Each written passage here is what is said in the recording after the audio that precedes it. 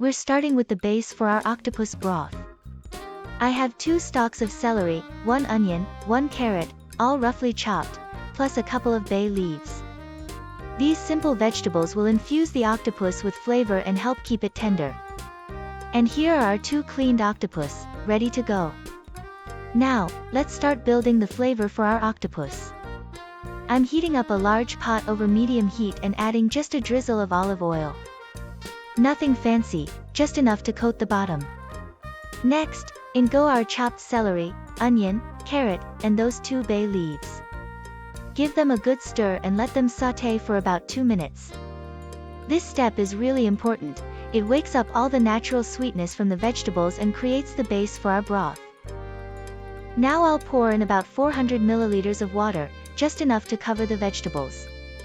Notice I'm not adding too much liquid, and here's why. Once we add the octopus, it's going to release a lot of its own natural water and juices. That's the secret to cooking octopus properly. It cooks in its own flavorful liquid, becoming tender instead of tough. So the rule is simple, don't drown the pot with water. Less is more here. This is what makes this recipe so easy, and it ensures that our octopus comes out perfectly tender, juicy, and full of flavor every time. Think of it as letting the octopus create its own broth while the vegetables give it just the right balance. Our broth is now gently boiling, so it's time to add the octopus. I have here 2 small octopus, together they weigh about 1 kilo, which is the perfect amount for this recipe. But before we fully drop them in, here's a little trick. We want to dip the octopus into the hot broth 3 times, just like this. First dip, then out. Second dip, and out. And finally, the 3rd dip, before letting it go completely. Why do we do this? Because it helps the tentacles curl up beautifully and it also helps lock in the skin, keeping the meat tender while it cooks. I'll repeat the same process with the second one. This is one of those little secrets to cooking octopus properly that makes a huge difference. Now both octopus are in the pot.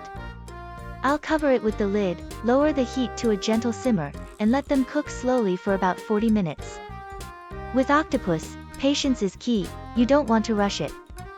A slow simmer allows the connective tissue to break down, which gives you that melt-in-your-mouth texture instead of something rubbery. After about 40 minutes, it's time to check. I like to use a fork, just insert it into the thickest part of the tentacle. If it slides in easily, like this, then the octopus is perfectly cooked. If there's resistance, give it a few more minutes. But here, it's tender and ready. Now I'll carefully remove the octopus from the pot and set it aside to cool slightly. Look at that color, look at those curled tentacles, it's exactly what we want. At this stage, you could slice it and serve it simply with olive oil and lemon, but today we're taking it further. We're going to turn this into a beautiful seafood rice dish with both octopus and shrimp. This combination is one of my favorites because you get the deep, rich flavor of the octopus and the sweet, delicate bite of shrimp, all tied together with the rice that absorbs every bit of flavor from the broth. It's comforting, it's impressive, and it's surprisingly easy to make at home. So let's move on to the next step, preparing our rice with octopus and shrimp.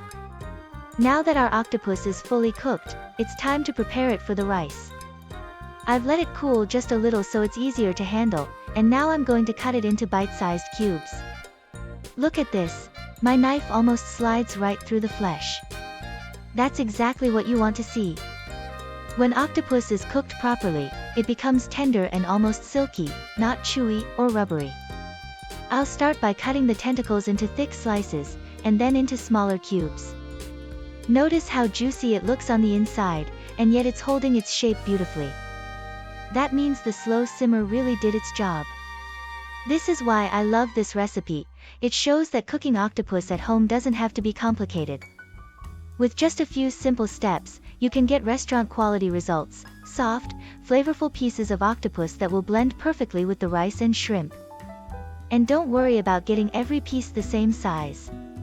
Some larger, some smaller, it all works. The important part is that every bite will have that incredible texture and flavor. Once I'm done, I'll set this aside, and we'll be ready to move on to the rice, where all the magic comes together. Now let's prepare our shrimp. I have about 500 grams of shrimp here, already cleaned and deveined, so they're ready to season. To bring out their natural flavor, I'm adding 1 heaping spoonful of lemon pepper. This spice blend gives a bright, citrusy kick that pairs beautifully with seafood.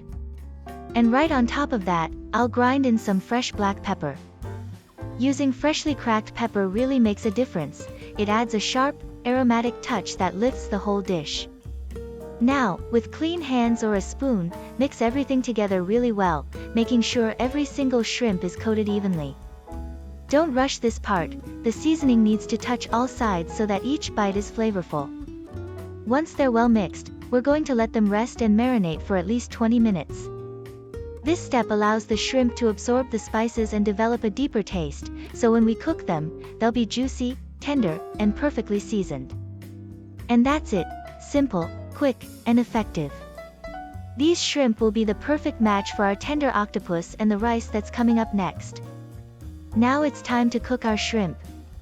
I'm heating up a large pan over medium-high heat and adding just a drizzle of olive oil. Olive oil not only adds flavor but also helps the shrimp cook evenly without sticking. Once the oil is hot, I'll add in our seasoned shrimp. Listen to that sizzle, that's exactly what you want to hear. Spread them out so that they're in a single layer. This way, they all get direct contact with the heat and cook evenly. We're going to sauté them for about 5 minutes, just until they change color.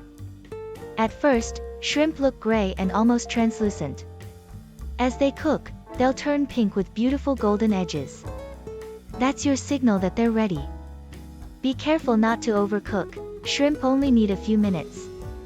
If you leave them too long, they can turn rubbery, and we want them juicy and tender. Look at these now, the color has transformed beautifully, and you can see they've curled slightly into that perfect C shape. That's exactly the doneness we're aiming for. If they curl too tightly into an O shape, that means they've gone a little too far. So remember, C for cooked, O for overcooked. Now that they're just right, I'm going to remove the shrimp from the pan and set them aside. Don't worry, we'll bring them back later to finish the dish. For now, separating them keeps their texture perfect and prevents them from drying out while we work on the rice. So our shrimp are cooked, tender, and full of flavor, ready to be combined with the octopus, and the rice base will start building next.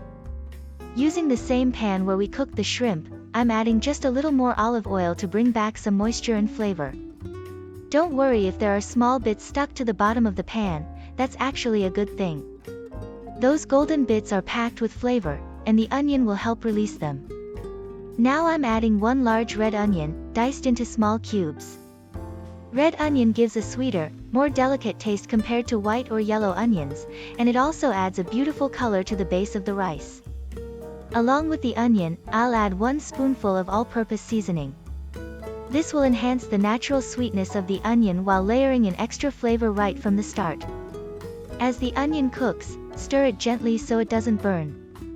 We want it to soften slowly until it turns translucent and slightly golden at the edges.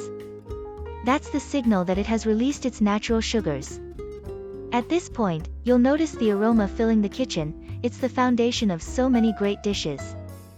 This step may look simple, but it's very important. By taking the time to properly sauté the onion, you create depth and richness in the flavor of the rice. Think of it as building the first layer of taste that will carry through the entire dish.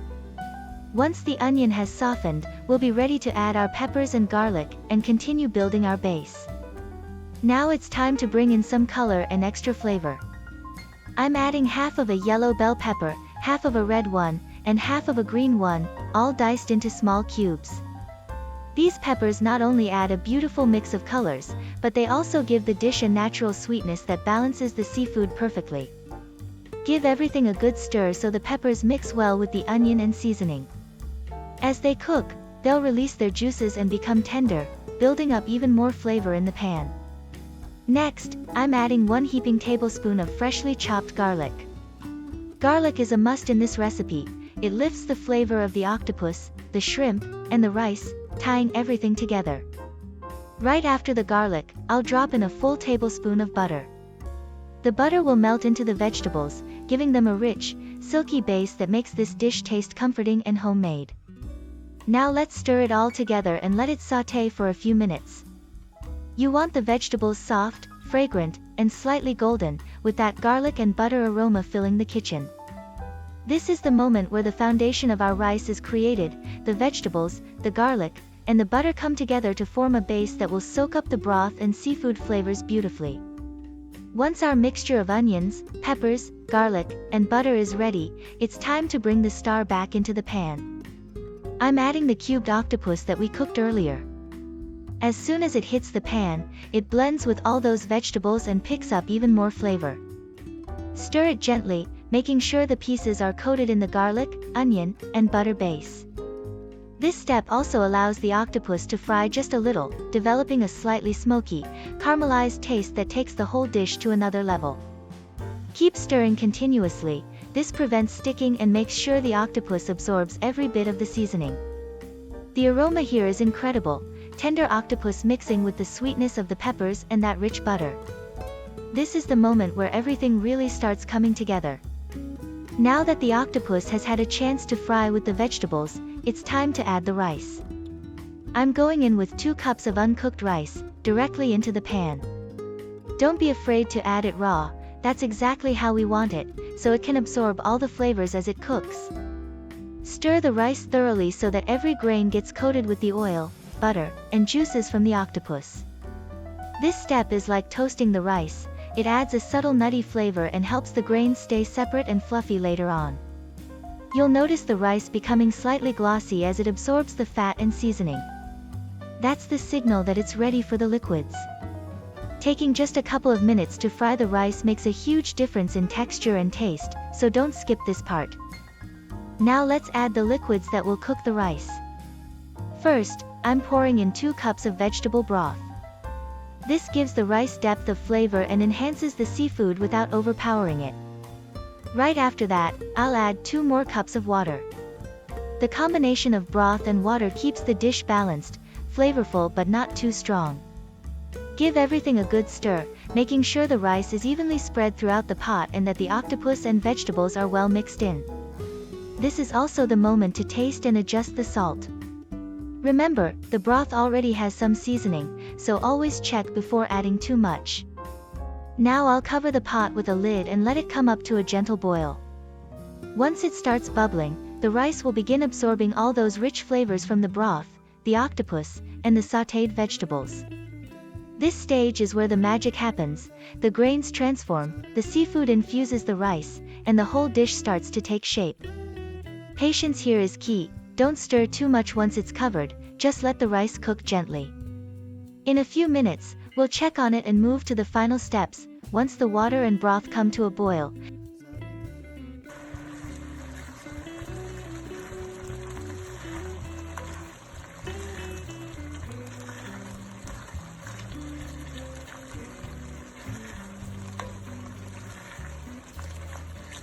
you'll hear that gentle bubbling sound. It's time to give everything a good stir. Mix well so the rice releases some of its natural starch. This step helps the grains stick together just enough and makes the texture creamy without being mushy. After stirring, reduce the heat to low and cover the pot with the lid. Let it cook gently for about 5 minutes.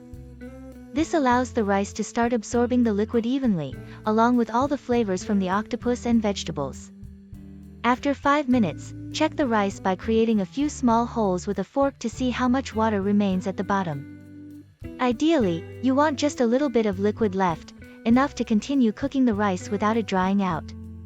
If there's too much, let it evaporate for a moment. If there's too little, add just a splash of water. Once it looks right, turn off the heat and keep the lid on.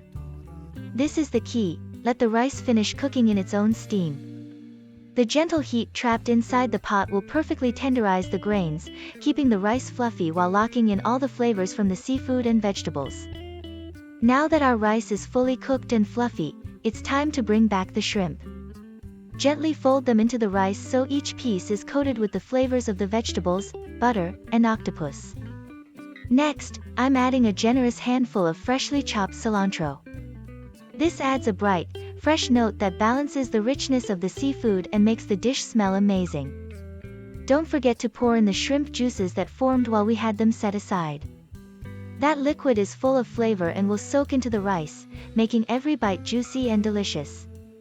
Carefully mix everything together so the octopus, shrimp, rice, and cilantro are evenly combined. Look at those colors, the pink shrimp, the green cilantro, and the golden rice. It's beautiful, and it smells incredible. This is the perfect time to taste and adjust the seasoning if needed. Add a pinch of salt or a little more pepper to make sure every bite is perfectly balanced. And there you have it, tender octopus, juicy shrimp, and rice infused with the rich flavors of seafood and vegetables. This is an easy seafood rice recipe you can make at home, perfect for family dinners or when you want to impress your friends. If you enjoyed this recipe and want more delicious, easy-to-follow seafood dishes, make sure to hit the like button, subscribe to the channel, and turn on notifications so you never miss a new recipe. Your support helps me keep creating these videos, and I have so many more seafood and octopus dishes coming soon. So grab a plate, serve this warm, and enjoy the perfect combination of flavors and textures, the tender octopus, the juicy shrimp, and the flavorful rice, all in one amazing dish. You'll love how easy and satisfying this recipe is to make at home.